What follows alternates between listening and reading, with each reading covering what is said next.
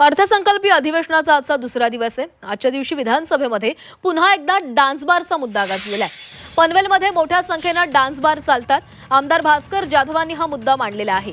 मुख्यमंत्री फडणवीसांकडून कारवाईचं आश्वासन देण्यात आलंय। राज्यात डान्स बारला परवानगी नसल्याचं स्पष्ट करण्यात आलंय। केवळ ऑर्केस्ट्रा बारचं लायसन्स आहे। नियमांचं उल्लंघन झालं असल्यास कारवाई करू अशी ग्वाही असं आश्वासन मुख्यमंत्र्यांकडून देण्यात आलंय। परंतु पनवेलच्या बाजूने मुख्यमंत्री महोदय तुम्ही रात्रीचा प्रवास करून बघा। हा रात्रीचा प्रवास करत असताना आत बाहेर कुठे जायची गरज नाही, मेन हायवेचंच मी बोलतोय।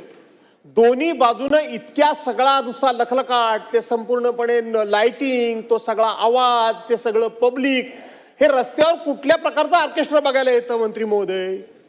त्या ठिकाणी कुठलाही ऑर्केस्ट्रा नाही, तर लेडीज बारच त्या ठिकाणी चालतात, डान्स बारच चालतात।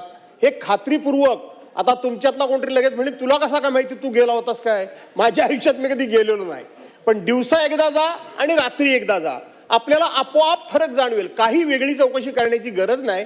आणि म्हणून खरोखर जर आपल्याला याच्यावर बंदी आणायची असेल तर आपण या विषयामध्ये एकदा खात्री करून कठोर कारवाई कराल का मुख्यमंत्री महोदय? या सभागृहाचा जो उद्देश होता तो पूर्णपणे 100% बंद करायचाच होता, पण दुर्दैवाने सर्वोच्च न्यायालयाने हे घटनाबाह्य आहे आणि त्याच्यात त्यांना अधिकार आहे अशा सगळ्या गोष्टी केल्या।